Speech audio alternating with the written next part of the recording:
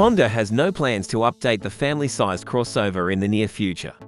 After all, the fourth generation was released for the 2023 model year back in November of 2022. Identical in appearance to the more luxurious and expensive Acura MDX, the three-row crossover is nonetheless a handsome car. One might even say that it's bland.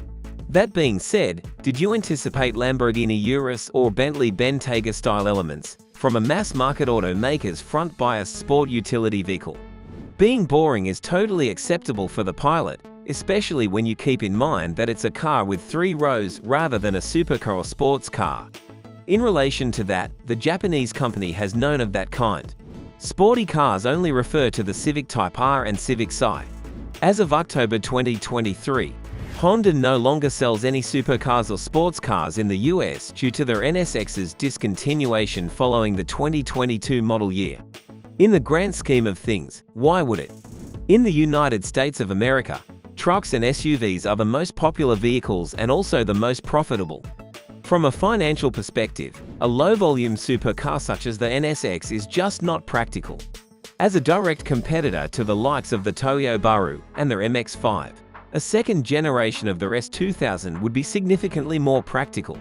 Returning to our topic of interest, how many sport utility vehicles does Honda sell in the US? Starting with the $24,100 HR-V, there are four options. The list also includes the $37,090 Pilot, $41,100 Passport, and $29,500 CR-V.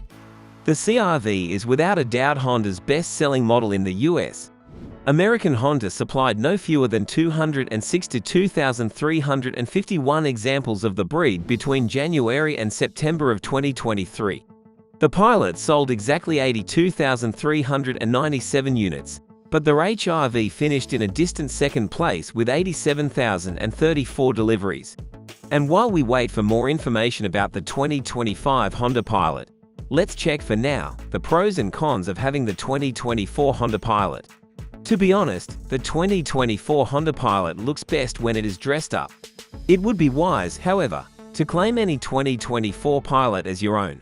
Its spacious room, smart storage, and all-around well-roundedness make it one of the best three-row crossover SUV options, along with the Kia Telluride and Hyundai Palisade. It looks so much nicer than its faceless blob of a predecessor, and it just checks so many boxes. The Pilot's distinctive second-row seat layout is arguably what sets it apart the most. The captain's chairs and pass-through can be left behind when the center seat is taken out and tucked into their underfloor storage space below the third row. Although the Trail Sport's full-size all-terrain spare reduces the storage capacity sufficiently to make the feature unfeasible, there is no need to choose between 7 and 8 passengers in the seating arrangement. We believe that the Pilot's well-rounded greatness will make it an overall better choice for more individuals, even though some of its competitors may be luxurious, powerful, or thrilling to drive. This is just one of the many ingenious features that distinguish the Pilot. Honda Pilot's interior and in-car technology. If you have tried a Hyundai Palisade, the Pilot can appear quite interesting. No flashy trim or amusing lighting is present, but its clean horizontal lines and minimal adornment have an air of elegance. It reminds us of the simple, classic, and functional Land Rover interiors. Likewise, it is far superior to what was present in the previous Pilot, and what is still present in the Passport. Eventually, the Pilot interior is all about well-thought-out design and ingenious packaging. There is plenty of storage in the form of a wide, grippy flat space for phones or other items in the front center console, bottle holders and bins in the doors, a small shelf in the dash, and phone sleeves integrated into the front seat backs. The cargo room has some unique storage as well, such as a double-sided floor with carpet on one side and washable plastic on the other. However, we'll talk about the rest of the cargo area in a while. The Pilot has 2 touchscreens available in terms of technology. The base unit is quite basic in terms of both design and functioning, measuring 7 inches. However, we appreciate that it has real buttons and knobs and supports both Android Auto and Apple CarPlay. Beginning with the EXL trim, which is also the first trim to gain a 9-inch touchscreen with improved graphics and functionality. Those get updated to wireless connectivity. It's not nearly as good as the Palisade, Kia Telluride, or Jeep Grand Cherokee L. but it works and is generally vice-free. Its cabin talk-in car PA system, which allows you to broadcast your voice through the rear speakers, is another feature that parents should love. A convex rear seat spy mirror to monitor their responses complements it. And now, let's find out how big the Pilot is. From the outside, the Pilot essentially sets the segment average. It aligns almost exactly with the Nissan Pathfinder, measuring 5 inches shorter than the Chevy Traverse and about 5 inches longer than the Toyota Highlander. However, there's nothing ordinary when it comes to the back rows of seats. The Pilot's unique second-row seats are bench seats. But just like the Honda Odyssey and the Pilot's cousin the Acura MDX, the middle seat folds to reveal an armrest that resembles a console. Likewise, it can be taken out of the car entirely or, in a novel way, stored in a cubby integrated into the Pilot's rear cargo floor. There's no need to pick between 7-passenger captain's chairs and 8-passenger bench seats at the dealer, in contrast to the competitors of the Pilot. Remember that the Trail Sport does not have this feature. There isn't room for the required cubby because of the full-sized spare tire. That way, it has captain's seats in effect. One of the segment's roomier cabins is found in the large Honda. Its second-row legroom of 40 inches surpasses that of almost all of its rivals.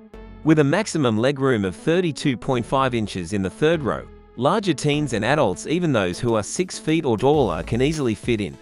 This places it only below the Chevy Traverse, 33.5 inches, and ahead of the Nissan Pathfinder and Toyota Highlander, both offer 28 inches.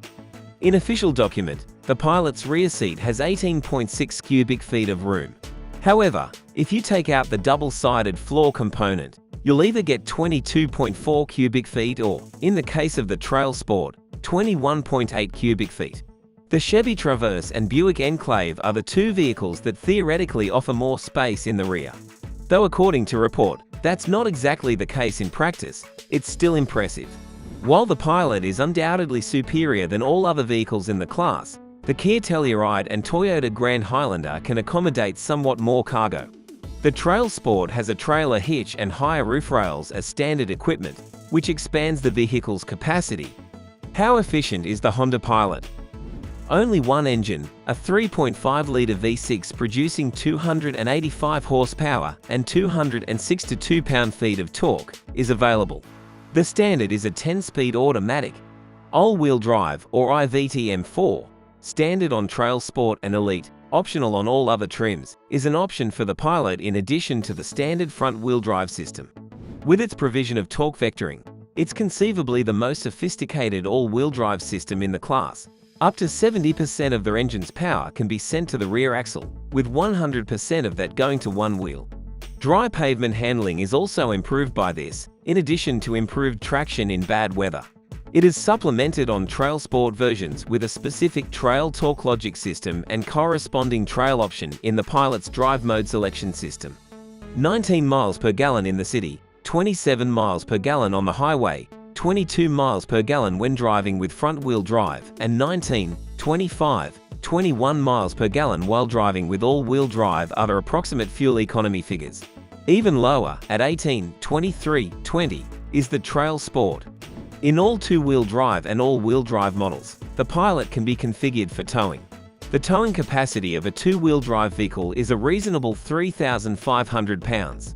Opting for all-wheel drive lifts that limit to 5,000 pounds. Though it falls short of the Kia Telluride, 5,500, Ford Explorer, 5,600, and Jeep Grand Cherokee L, 6,200, it is competitive in the segment. With that being said, is the 2024 Honda Pilot worth the price tag? Share your thoughts in the comment box below. If you've watched up to this point, thank you so much. For more videos about EVs, Toyota, Tesla, Ford, and the most recent auto news, please consider subscribing to Tech Addicts.